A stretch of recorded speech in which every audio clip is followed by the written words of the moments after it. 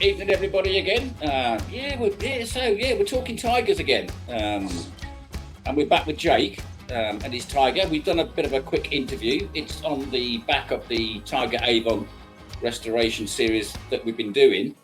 Let's have a look to see what's in Jake's garage. How's it going, Jake?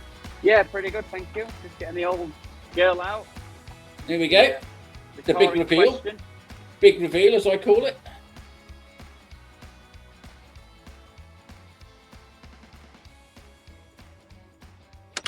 There we go. Oh, that sounds nice. Yeah. Yes, it certainly puts a smile on your face for sure, definitely. I bet your neighbours love you. Do you know what they do actually? I live near a primary school, which is just there, and I think every single child in the primary school is sat in this car. Oh, wow. So yeah, so they do actually love me. Yeah. Right, I'll turn her off now then. Okay. You were saying that's the VTEC engine on throttle bodies? Yeah, that's right. So it's on Alpha throttle bodies, a 2-litre Ford ZTEC, which is what this car is running. Yeah. Yeah. Let's come around now.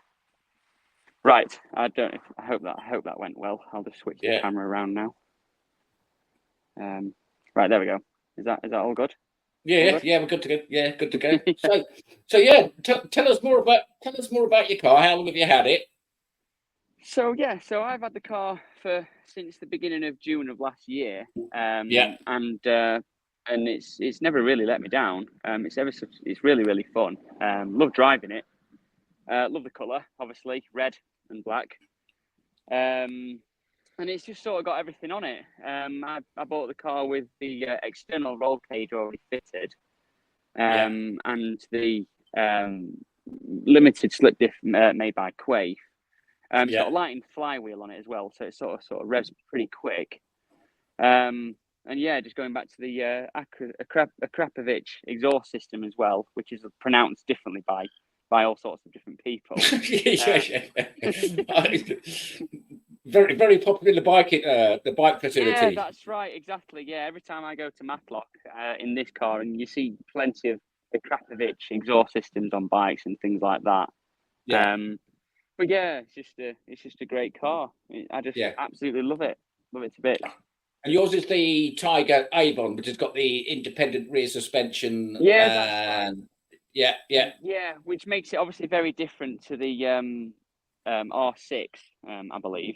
Which is they're the live axle ones with the Sierra trailing arms, I think, which are a little bit heavier. But Yeah, correct. Yeah, obviously looking in the previous video that you were doing, it was saying it's just sort of for the car, it tends to be sort of quite heavy. But for this car, like you say, with it being an independent suspension and you've got an upright and a top wishbone and a bottom one, obviously it makes all the suspension sort of work differently, sort of thing. Yeah. But yeah, it's a fantastic handling car. It really is. It's great. Yeah. Let's have what clocks are you running? Let's have a shot of your dash. Sure. Can you have a sure thing? Yeah, let us change. Yeah, pop it in forward. So there we go. Show us more of your car. Do a walk around of your car. We're all looking at cars. So these are the clocks. They Tiger ones. Yeah, they're actually original Tiger clocks. I do like the Tiger clocks because they're all branded. Yeah, I absolutely love them to bits, and obviously they're all matching as well. And with me having a bit of OCD, they're sort of not mismatch either. They're all sort of matching, which is what I like. Yeah. That's the. Speaking of which, there's the exhaust. Exhaust system. Yeah. What's that exhaust? 4 into 2 so it's 1. 4 into. That's correct. Yeah, so it's sort of 4 branch manifold and then straight into one. There's the sports cat, if you want to call it that. Cat on it. Yeah, cat on it as well. Exactly, and then going into the rear section there. Then at the back on mine, this, like I say, this was all fitted when I bought the car. You've got the rear diffuser there. I do like all 7s with the rear diffuser. I do. It just finishes the back end off, I think. Yeah, absolutely. I couldn't agree with you more. And again, with mine being just so wide on the rear end, and such a narrow cockpit. Yeah. It just sort of makes it look really different to the rest, Yeah. kind of thing, which is what I really, really like. The only modification I think I've had on this, really, to make it sort of improved, I actually took it to GBS, and with them only being 50 minutes from where I live.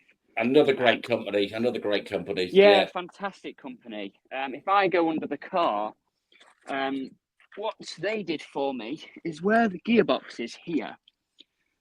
They built me a steel plate and a bracket there. So where the gearbox goes, basically like a sump guard. Yeah, because before I bought the car, behind there you could see the flywheel sort of exposed. So obviously inside the bell house there'll be all sorts of debris and wildebeest and all sorts living inside there. Squirrels and exactly. Hedgehogs.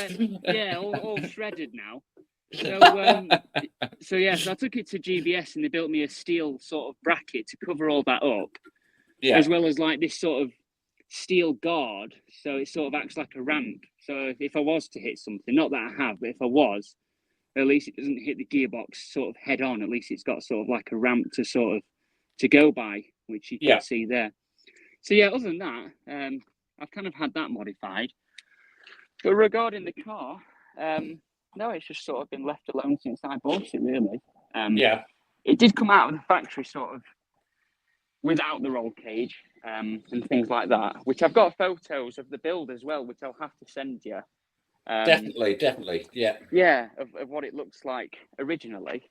But yeah, no, like I say, I'm just, as sevens go, it just looks completely different to the rest, and I think that's why I like it. Another thing with the Avon as well, which is what I makes it different to the rest, is if you ever look at, and I'm not slating other companies, I think they're all good, but if you look at sort of your Caterhams, your Westfields, and also and even your GBS, is their bonnet tends to be sort of really high before it starts to sort of go down towards the nose, whereas Tiger, they seem to have compressed sort of the look of the bonnet, and it just sits so much lower than the rest of the cars, which again is what makes it look so different to the rest, in my opinion. I know what you mean, because they narrow. If you do a front shot, they narrow quite not sharply, but very narrow at the front, and it's always got that distinctive bonnet bulge on it.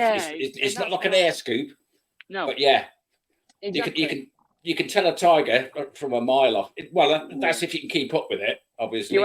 Absolutely, yeah, exactly. That's right. Yeah, I mean, this thing, it doesn't exactly hang about. It's not the fastest thing on the road by a long way, but it certainly feels quick with it being low down to the ground, and again with it being a genuine driver's car.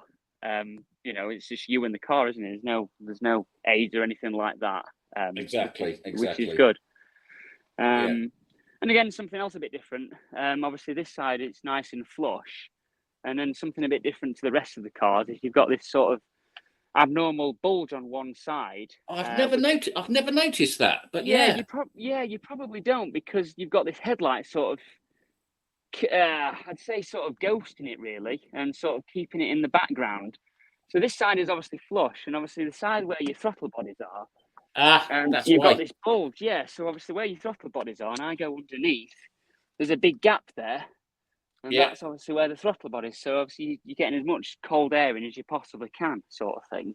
I've never noticed that. I've seen where people have cut them out, thinking about it now, and put like an air inflow thing. Yeah, that's right. They tend to be cuts out and things like this. But this sort of, I don't know, it's probably an inch or so sticking out there. If you go from the top there, look, and see the difference, it's a bit different really, isn't it, to the rest? Absolutely. And now you've said that, I've never noticed that before. Yeah, God. That's I've looked at loads of sevens, but I've never noticed that. I'm probably too busy looking at the air intakes and stuff like that. Right. I think you won't have. It's like I say, simple fact. You can see that there. It's quite a difference, but then obviously when you come to the front, it's the headlight that sort of hides it. Just masks it a little bit. Yeah, exactly. That's right. Sort of masks it. So just something just a bit different to the rest, in my opinion. Can we have a look at the engine bay, or is it too hard to get the bonnet off? Yeah, absolutely. Yeah, I'll get that off for you. Yeah, absolutely, no problem. And you got the spring clips on there, haven't you? Yeah, that's right. Tiger had to fit me a new one a few months ago because one of the rivets had broken, and I'm not all that great with the tooling stuff like that. So they fitted me a brand new one. Yeah, riveting into fiberglass is never a great job to do, to be honest. I've never done it, so it's something I didn't want to really destroy. Really, well, my advice is don't. Yeah, that's it, exactly. But yeah, no, if I take this off, which thankfully weighs absolutely nothing, Yeah. then there's the heart of the car, shall we say? So 2 litres E-Tech, yeah. Yeah, 2 litre Ford E-Tech, on your Alpha throttle bodies. And you got the not pancake filters, whatever they call them. But your air filters there. You've Yeah. got the big. Yeah, that's right. Yeah, sort of thing. So a lot of people just put one big one on, but Tiger, when they built this, they put 2 individual ones, which, in my opinion, looks a bit more retro and a bit more old school sort of thing. Bit more racy as well. Yeah, I think I would agree with you. Absolutely. And I've just recently fitted the exhaust wrap. I was going to ask you about the exhaust wrap. Yeah, you've done that you've done that yourself, yeah? Yeah, I did that myself. Obviously, there's some things I can do myself, which this I thought I'd give a go. Yeah. But I wanted to make it sort of look neat, so I've sort of kept it sort of in the engine bay, but I sort of tried to hide it, sort of, so it still sort of looks stainless as it comes out the car. Just short of your bodywork there. You finished it in the engine bay. Yeah. I probably could have gone a little bit shorter. You can see a little bit, but it's first time doing it. I don't think I've done a bad job. No, you've done a good job there. Yeah. But yeah, there's the oil catch tank there as well. Just to sort of catch any little bits of debris that's flying around the sump and stuff. But again, it's always empty that anyway. There's nothing. You could say I don't really need one, but again, it was fitted to the car anyway, so. Just something to keep your eye on. If you start seeing stuff in there, you might think, "Oh, hang on, what's going on?" Yeah, we've sort of got a bit of a problem. Yeah, that's right. Yeah. But yeah, obviously you've got your F1 style mirrors as well, which again was fitted already to the car. They're fitted to the roll cage as well, I see, because ours, we've not got a Tiger, we've got an MK, but ours are fitted to the actual, just onto the bodywork, just where your fly screen finishes. Yeah, that's right. Yeah, again, that's right. A lot of them are fitted to sort of this red section of the body here. Exactly where ours are. Yeah, that's right. Yeah, but no, these ones were already fitted to the cage, so pretty pleased about that. This is what I say to people when they're fitting wing mirrors. Don't fit them too low, otherwise you'll never see over the rear arches. Yeah, that's right. Yeah, exactly. Common mistake. They'll fit them on. Yeah, that looks good. And then when they actually sat in it, you can't see over the rear arches, and that will be a failure on IVA as well, of course. Of course, yeah, that's right. Yeah. Obviously, there's your F1 style sort of mirror, your racing mirror. Again, I changed that for a slightly newer one because the other one had just started to pit and go a bit rusty. So. Yeah, I thought I'd change that one around, but yeah, that's got the like a panoramic view on it. That's right. Do you know what I mean? Not panoramic, but you know what I mean. No, that's absolutely right. You're absolutely right in what you're saying. Yeah, it's sort of like, so when you look at the back, if you can see. That's a huge mirror. You've got a good field of view on that. Yeah, well, the good thing about it is even the passenger can see the rear as well, which is quite good. They can also see what you've left behind. Yeah, that's right. Yeah, exactly. What carnage you've left behind, possibly. I don't know. Yeah. And how do you get on with the? Because there's a lot of debate. There's a lot of discussion about should you go for a full windscreen or should you go for a fly screen. But ours is very similar to yours. We've just got the fly screen on ours, and we're not going to bother fitting a windscreen because then you need a washer bottle, you need demisters and wipers and that kind of thing. There is a lot of weight. How do you get on with your fly screen? Well, I'm not the tallest of people, so I sit in the car quite low. But I have had friends that are like 6'2" in the car, and they seem to think that it doesn't seem to work. And I'm only 5'10". So obviously it seems to be okay with me. If I was to go in the Peak District for the day or two, for an hour or two, then it's fine. But if I was to go on the motorway, then I wear a crash helmet sort of thing, just to sort of, one, for safety, and second, it's more comfy than doing 70-80 with no helmet on sort of thing. Yeah, yeah. I know when we first got ours, my boys knew that I was looking for one, and I'd actually bought one, and I knew it was coming on that weekend when they were staying over with me, and I actually hadn't told them. So it's about 7 o'clock in the morning, and I could hear someone running across the landing, banging on my bedroom door, and it was my son. He's saying, "Dad, Dad, Dad, there's a bloke outside dropping off a car. What should I tell him?" They knew I was looking, but they didn't know I'd actually bought one. So I just calmly got out of bed, opened the window, opened the curtains, looked out, and for comedy effect, I left it for several seconds, then just turned around to him and said, "You can tell him that he's got the right place." And the look on his face was priceless. But anyway, after that, obviously that's all we did all that day, was just go out and just blatting around. But then it started drizzling a little bit. We're both motorbike riders. But anyway, I was on the A46. We weren't hammering along, but I was only doing about 40 miles an hour. I couldn't see a thing because this drizzle was coming in my eyes. I just said to my son, "Now cut it. We're going back." Just went back. We got our helmets and off we went again. But yeah, we got the same issue, fly speed, but we always wear helmets now. Yeah, you probably do the right thing, really. It's more for safety purposes, I guess. I mean, like I say, 70 miles an hour on the motorway. 69. 69. That's right, nothing above that. It's much better with a helmet. You do feel a bit more secure and safe, and especially with lorries with debris and things that could fall off. It's just nice knowing that I suppose you've got a crash helmet. But no, in the Peak District, if it's a short run, I'll just wear some safety glasses or sunglasses, really.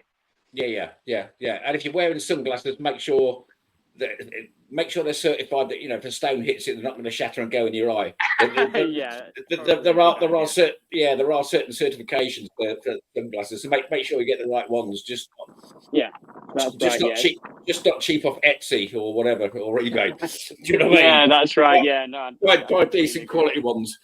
Decent quality. Sure. Yeah. So you're quite involved in the groups as well, aren't you? You're in the Tiger group, and that's right. Yeah, so on all the Facebook pages, I'm with all the Tiger groups, the Westfield, the MKs, the GBS. I just sort of try to get myself involved as much as I possibly can.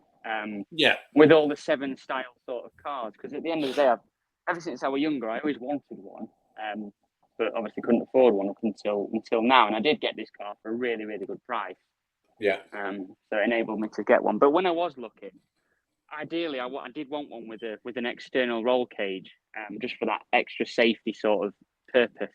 Yeah. Sort of thing. But yeah, the Westfield club that I'm in, they're just brilliant people. They really are. They've accepted me, accepted the car and sort of we just go out toofing around Peak District and.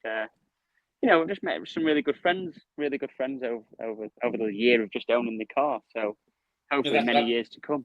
And that's the thing with the groups as well. I mean, I'm like you. I'm on several groups. Although I own an MK. Westfield, they're open now to any car, not just Westfield. They used to be just Westfields, but now they're open to any car. Yeah. And the amount of information you get off the groups. I mean, I could post something on the Westfield group asking about an R1 bike engine, and you will get an answer. So it doesn't matter what mark you've got. Post it up on any group, and somebody somewhere will have the same engine of you as you, and we'll give you advice on it. Absolutely. And plus, when you're posting on the groups, the information that's going to come back has come from a genuine car owner. There are a couple of car groups you can join which are not kit car related, and you don't know what information you're getting. No, you don't. No, I appreciate that. Yeah, you're completely right. I mean, just being in this club for a year or so, I've learned absolutely loads. I mean, I used to be a car mechanic, and I studied mechanical engineering at college. Oh, okay. Yeah. Yeah. So I've sort of got it all upstairs, got it all in there, sort of thing. But it's just having the facilities to sort of do it, and some jobs obviously I can't do myself. A bit like where the gearbox joins the engine, obviously. With GBS being only 50 minutes away, it's just much easier for them to have the car, and they've got their own lathes and stuff, so they can build almost anything, really. So that's what they do. You've been to a couple of the GBS open days, which are always packed. That's right. Yeah, and I recognise your car from the pictures. I want to see it in the car park. I think, I know who's there. That's right. Yeah, and again, GBS, they allow other 7 style cars to sort of join their club. In fact, any car actually, like what you were saying earlier with Westfield.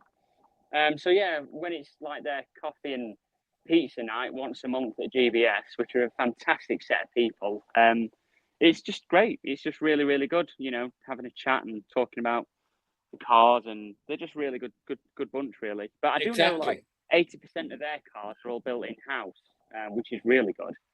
Yes. Obviously, whereas Tiger, Westfield, obviously their parts are sort of donated, whereas GBS is 80% of theirs, which makes them quite different. Yeah, we often swear that Richard Hall never sleeps because he's always developing the car. Wow. He's always coming up with something new. I mean, it was a challenge now.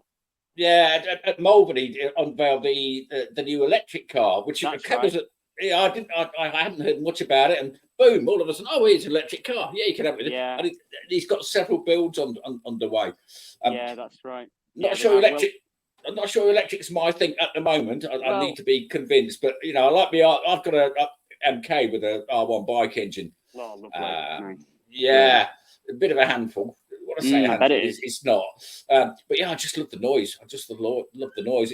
Definitely. The reverse gear on yours then, is it like an electric motor to put it into reverse then, or does it not have reverse?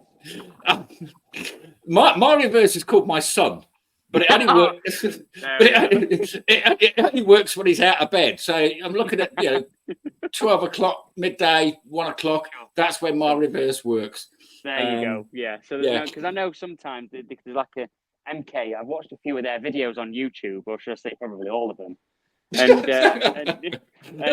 they have like an electric motor sort of fitted. There's 2 types. Yeah, that's right. Which is quite a good idea because I've always.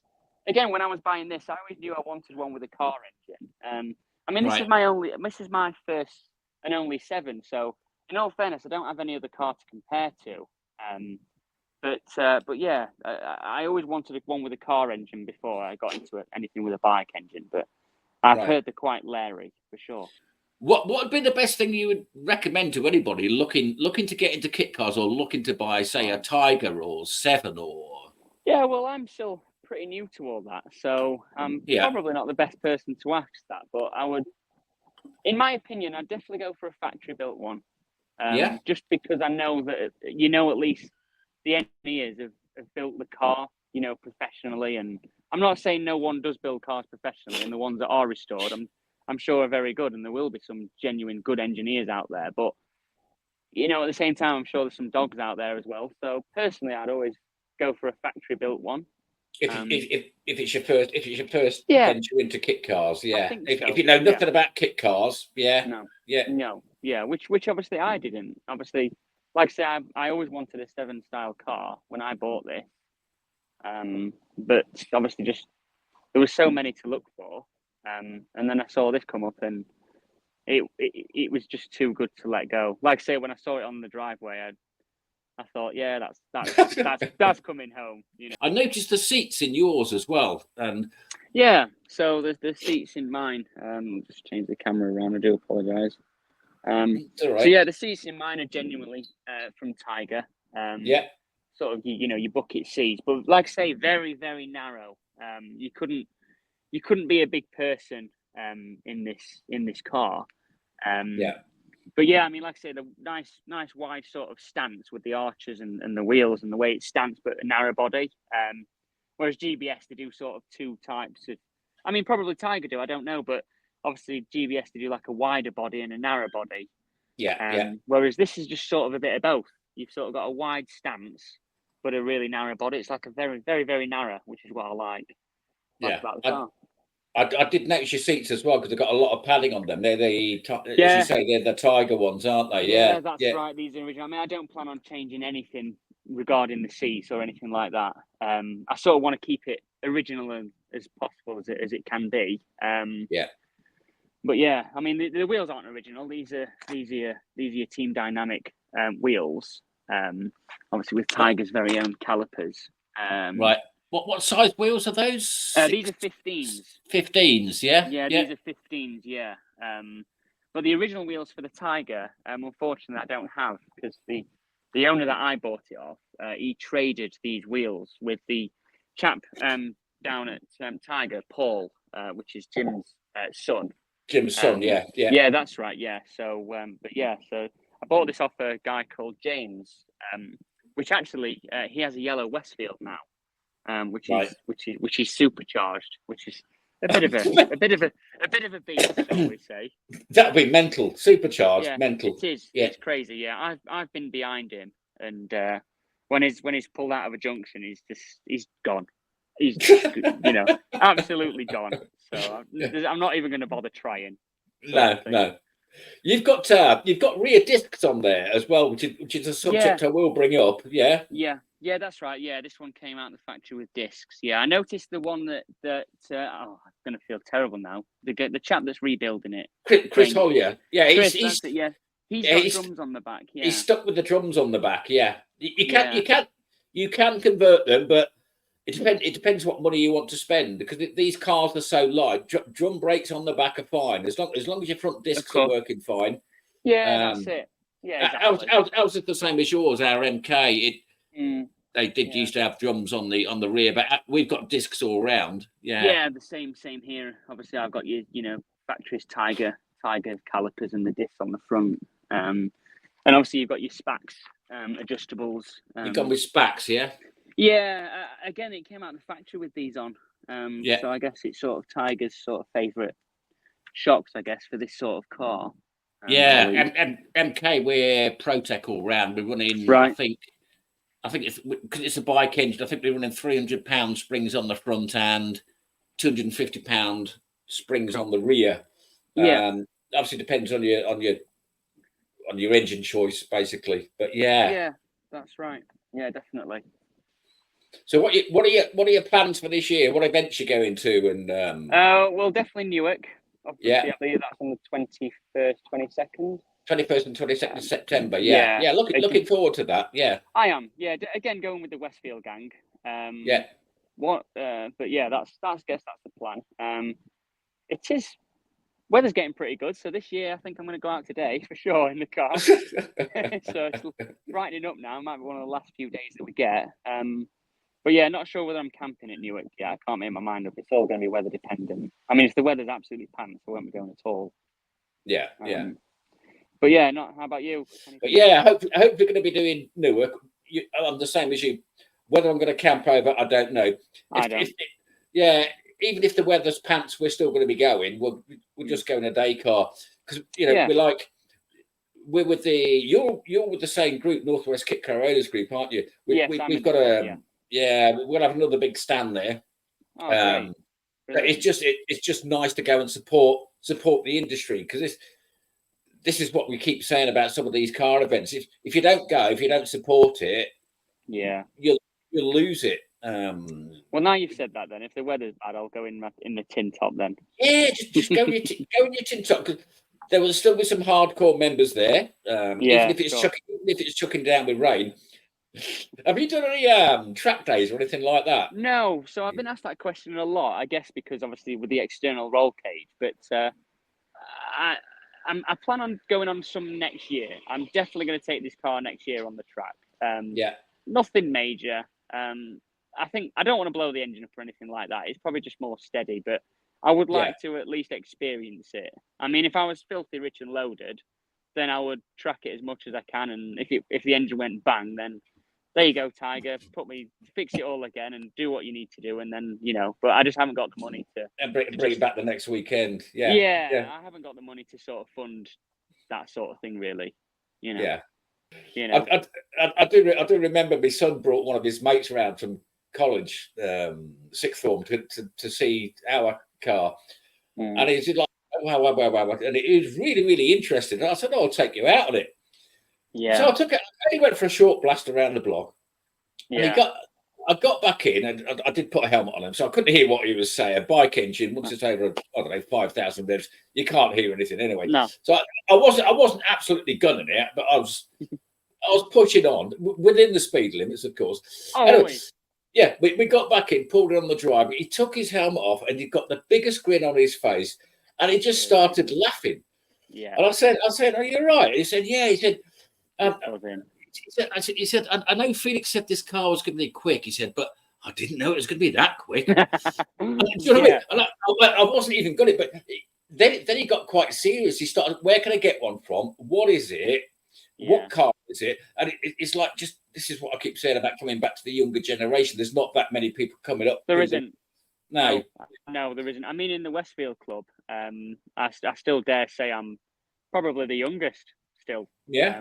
Because, you know, people my age just don't seem to have these sort of cars. I've always loved them ever since I was a kid. I always wanted one. And when I was playing on the PlayStation as a young kid, and you know the Caterhams were there, I was like, oh, God, I want them one day. Yeah. Sort of my forte sort of thing. I just really like the style of the car. And the thing is with them is they're just so hands-on. You know, they're just you with the car, no traction control, no aids, no ABS. It's just you and however much talent that you've got until it runs out.